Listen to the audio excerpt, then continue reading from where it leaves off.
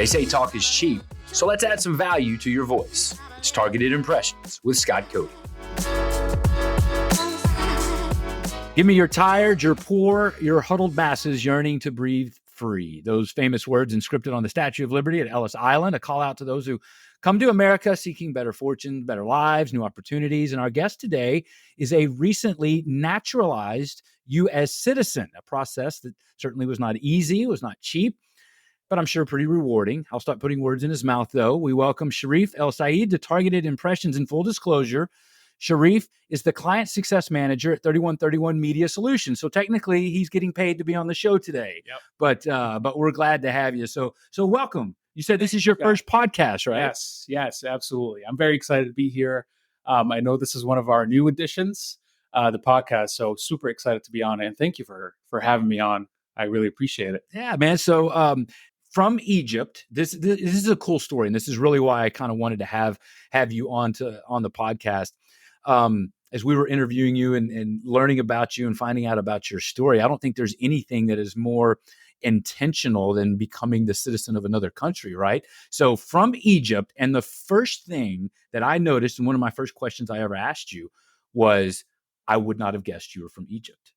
You sound like you're from the Midwest, and you told me a story about your accent and kind of how you got rid of it. So take me through that. Yeah, absolutely. Definitely had an accent when I moved here. It's something to me that was not prominent at all. I thought I was just as fluent as everybody else until it was like pointed out to me when I went to high school, because I moved my senior year of high school to New York City. Yeah, so you're 17 years old. 17. You've lived your whole life at that point in Egypt. Exactly. You moved to New York City for your senior year of high school, essentially. That's correct. Yeah. Yes. So I had to, kind of get adjusted in a way. I wanted to fit in really more than anything. And the accent for me was like one of the things that would help me do that. And I think subconsciously in the back of my head, that's kind of how I lost it, essentially, is just talking to people, trying to fit in as much as possible, trying to make friends, because I had no friends moving here. My entire family moved here, and then they went back home and I stayed. So to me, it was a challenge, but it also, it was for me to kind of get out of my comfort zone a little bit, understand more about different cultures, and obviously a country that I did not foresee myself living in, to now kind of losing that accent and and fitting in, really. and give me some, and I asked this, I'm kind of infatuated with this. In a previous life, I was a sports reporter, and one of the consultants that we had when I first got into the business was, well, if you want to do this anywhere outside of Lubbock, Texas, you've got to lose your West Texas accent.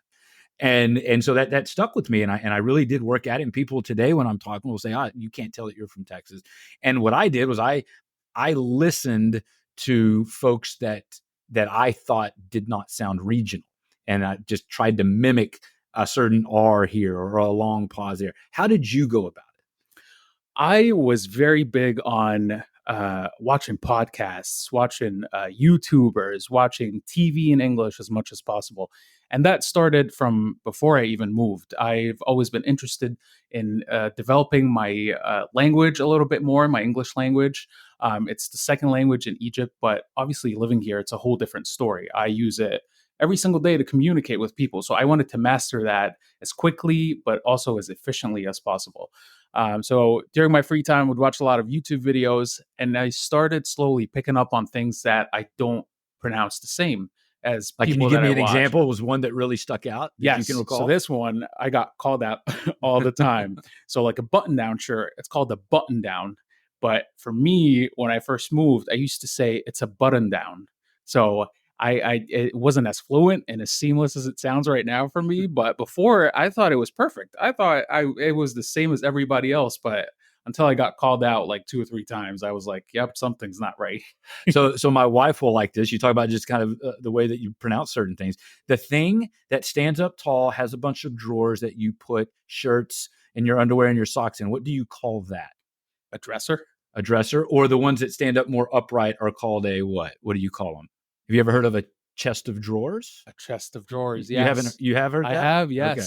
But it's not, I mean, it's not common. It might be a Southern thing, but so my wife calls them Chester drawers, like the name Chester drawers. Sure. Right. So yeah, that always, so that reminded me of that. Well, talk with me about living in Egypt. I mean, first 17 years there, you still go back. Your family, you just said, is all Absolutely. there.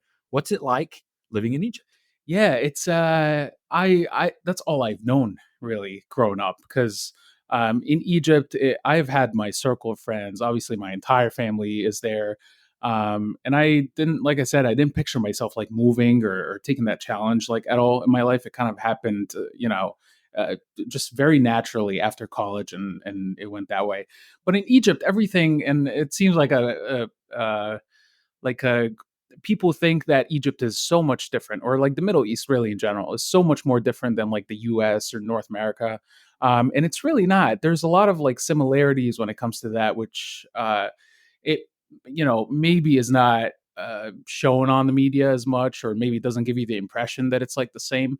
But I've gotten, even moving here, I've gotten some questions about, are you guys, do you have do you have cars, do you have, Yeah. like roads, which was not offensive by any means, but I found it so interesting to think that there's such a big gap culturally, and just society in general between Egypt and the U.S. So Because yeah, most people think Egypt, what? Pyramid, pyramids, Sphinx, yep, right? Yeah. desert, Yeah. camels all the Yeah. time. Yeah. That's like the immediate go-to.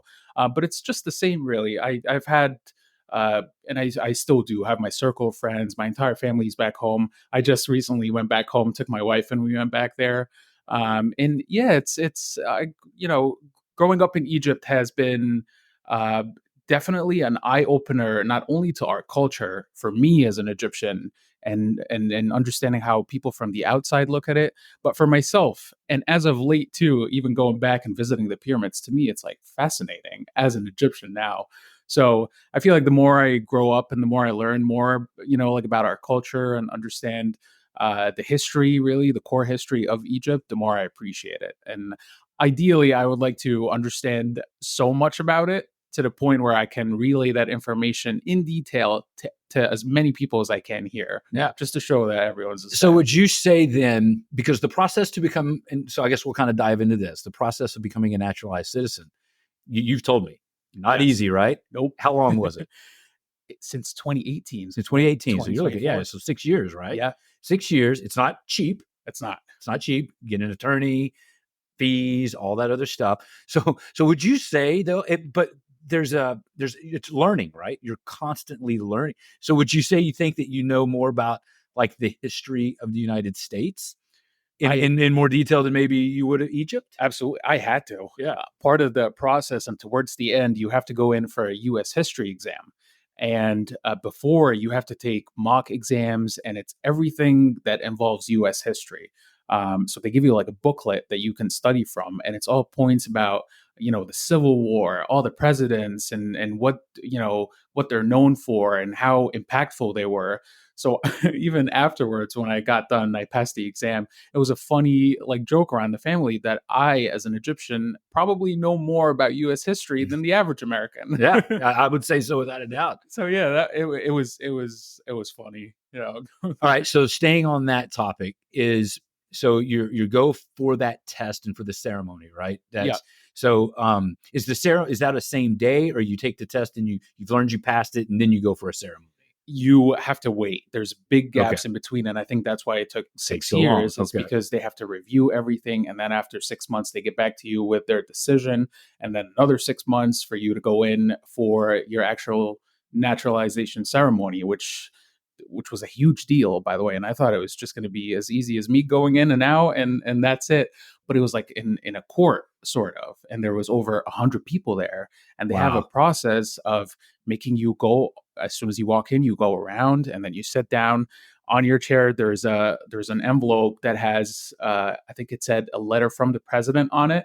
And then you pick that up and you sit down, and then it's a ceremony. The judge comes in, congratulates everyone for kind of making it this far in the process, and wanting to better their life in any way they can, and sticking with the process. And then open that folder, and it was a letter from the president that said, "My fellow American." And Pretty to cool, me, huh? yeah, it was awesome. It was Like, is awesome. it from an emotional standpoint? Are you Like, do you tear up a lot? Like, did you tear up, or does that, like, tell me the emotion that you had there? It certainly felt like a very big accomplishment. I think part of that was because of the time it took to being in the process for 6 years, having to save almost everything, like from bills to uh, anything that proof of that we own a house, and proof that you're paying your bills and you're paying your taxes and all that. So I actually had a big folder with things spanning back to 2018 when I started the process. That way, whenever it's in question or whenever they need a bill of some sort from 2020, I have that to show. So just getting that feeling that, hey, everything that I've saved along the way for 6 years, I could just get rid of, and we're No good to more. go. And I do no not have more. to keep Right? I'm this not going to utility hoard on bill it. from 2019. Right. Exactly. Was there ever a point, 6 years, the money into at the time, was there ever a point where you were like, is this worth it? No, No, really? no, Good. yeah. Good. Throughout the process, I knew that it was for my future. Really, it's a huge step that not a lot of people have the privilege of, and obviously considering the expenses that go into it too, it's an expensive process. But having that privilege to go through that process and sticking with it, and saving everything that I can in order for me in the future to just be comfortable, have that peace of mind, to me was the most important thing. So yeah, definitely it felt like a burden lifted off my shoulders, but it felt very, very good. And the way I understood it, so tell me if I'm wrong though. So your family comes over here. You're 18. You've got your parents. I think a brother, if I recall right. Yeah. They decide that it's time for them to go back, and you stayed. Take me through why that, and then did you know at that point that's when you wanted to become a naturalized citizen, or when did it hit you that you said, this is going to be my path? Yeah. So to answer your why question, I ever since we moved, I was always the one to be like, all right, I'm going to go out for a walk. I'm going to go out, check out Central Park. I'm going to go to Union Square, do things on my own as much as possible. We've done things as a family together, but I was always very curious about, making friends and exploring the culture a little bit more. And how do I communicate with people better? And I literally would go out for 3-hour walks in New York City by myself, just going around town with no purpose. So I would walk. We used to live on 23rd Street and First Avenue. And I would walk from there to Central Park, which I think is on 60th Street and 6th Avenue, I want to say, or 5th Avenue, which it was a very long walk. And I would just go there, put my headphones in, and I would get there, and I would have no purpose whatsoever. I just want to go there, see what happens. See, maybe I'll run into someone that is nice enough to have a conversation with me, and then we can be friends and kind of go on from there. So I used to go out for like 3 hours and just walking around the city. So that was the why. I think curiosity for me was like a big thing, but also uh, feeling like I want to adapt to a different culture. So I want to fit in, and going back to the fitting in, Yeah. I want to feel like I belong here, that I fit in here. I can make a group of friends here. And I can pretty much like ride solo afterwards. If my family decides at any point that they're going to go back, I know that I have here where I, have made a bunch of friends, and I can kind of go on my own. And then to your next point, whether I knew at that point that I wanted to be naturalized and I wanted to be U.S. citizen, absolutely not. Right. Okay. I had no idea. I was pursuing college, graduated high school, wanted to go to college. So I wanted to go somewhere else besides New York City. I wanted to get out there and check out another place that I haven't seen before. And I've only started realizing that I wanted to pursue the citizenship when I met my now wife in college. So that I think that's a great next part of the conversation. So I always like the stories where, and then I met a girl, right? I mean, so I was cliche, right? Yeah, I was going to be a sports anchor on ESPN, and then I met a girl, and I ended up moving to New Orleans. So Right. All right, so you meet a girl, you become a U.S. citizen. Tell me about this. I love origin stories of how people meet. Yeah, absolutely. So I went to school in Plattsburg, which is upstate New York. It's very close to Canada, the Canadian border. And obviously, I did not know how cold it was up there. I just went there because it was one of the best schools after doing a little bit of research when it comes to communication, advertising specifically. We had our own studio in the department to operate. So, yeah, so ended up in Plattsburgh. And then I was part of the orientation group, International Student Orientation Group.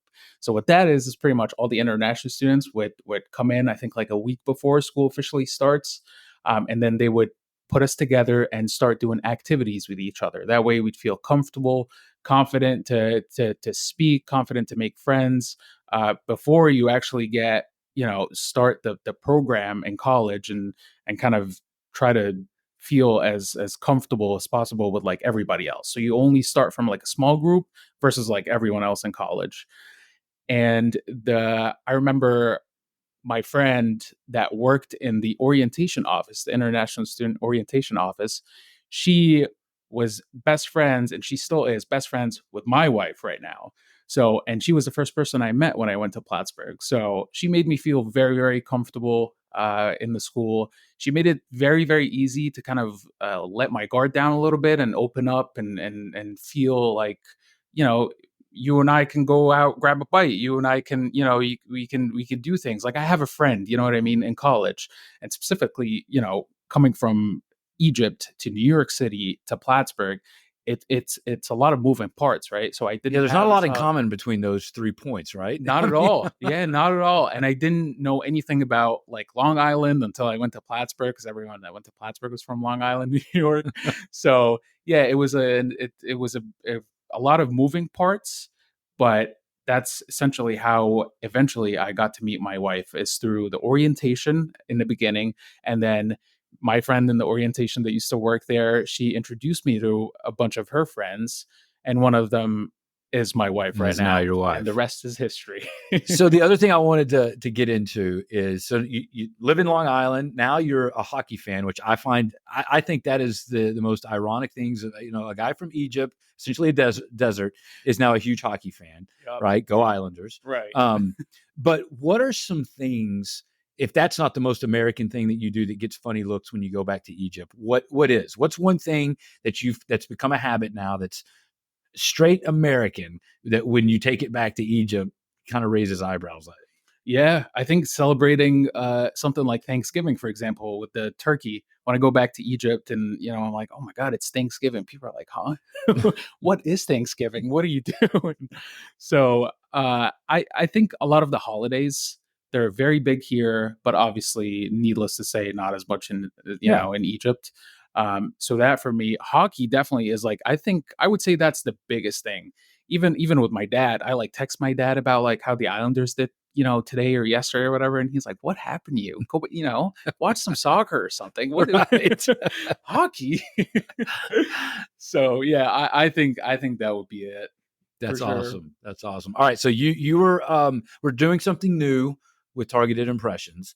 You're a little bit I guess, abreast of it because you were in the brainstorming session with it. So this isn't going to come as a shock to you, but you are the first guest of Targeted Impressions that is going to be part of what we're calling the lasting impression. So here it is. The internet has been wiped clean of anything relating to Sherif ElSaid. There are no articles, no blogs, no record of you can be found anywhere, but you get to start repopulating that information today.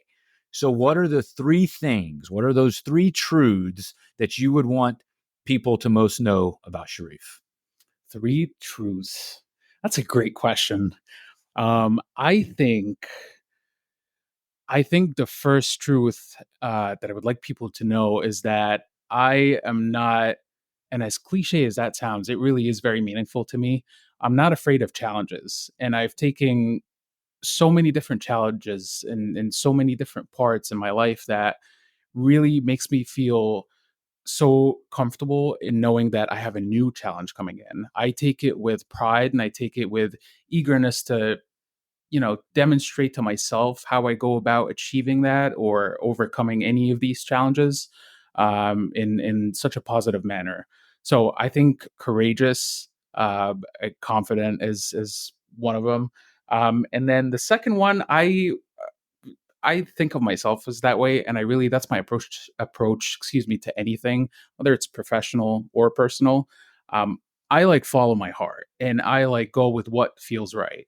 And to me, some people just do the math behind everything, and they sit down, pen and paper, and they're like, if I do this, then that will happen. If something feels right to me, I will just pursue it. So if I like going to school, going to Plattsburg felt right to me. So I was like, sure, let's go to Plattsburg, even though it was so far away, didn't know what I was getting myself into. Moving here and I'm based in New York, but work in a company in Louisiana. It's based in Louisiana. To me, that's also a challenge, which Without a doubt. Yeah. I've taken in wholeheartedly, and I just love that. I love taking on new challenges like that. And then the third one, What we got? um, I think I would like people to know, and this does not just pertain to me, but pretty much like the Middle East. I really want people to know that we are the same. We dress the same, we speak the same, we have the same, although societies might be a little bit different, but essentially the day to day is pretty much the same. So when people think of Egypt, or of me being an Egyptian, I want people to know that I'm just the same as everybody else, and people in the Middle East are the same as everybody else with slight cultural differences, but the basics are the same. So I would say these three really are. Those were awesome, and you're going to get challenged on the courage one, because you come down here about once a quarter. Your next trip, I think, is going to be in Devil's Summer here in New Orleans. June. Yeah, I'm anxious to see how courageous you'll be then. Yeah, yeah. You'll get back down here during this. It's going to be different. I'm just going to tell you. We're going to see how courageous you are, man. Hey, you did awesome, by the way. Thank you. Fantastic job. Really. I appreciate that. Thank you very much. I really didn't come in like prepared or knowing that I'm going to be on a podcast or anything like that. And that ties into following my heart. I just go with what feels right, and just be honest and open about it. And well, thanks for being honest and open with it. This turned out really good. I think people are going to enjoy hearing about your story. I think your lasting impression, to be the first one that we did, I think you set the bar pretty high on that. So, yeah, thanks a lot, man. All right. Targeted Impressions is a product of 3131 Media Solutions, a full service advertising agency in Metairie, Louisiana. We hope you enjoyed the episode. So please share it, like the show, give us some feedback, give us 5 stars, only if you truly believe that we deserved it. And until our next show, God bless. Take care.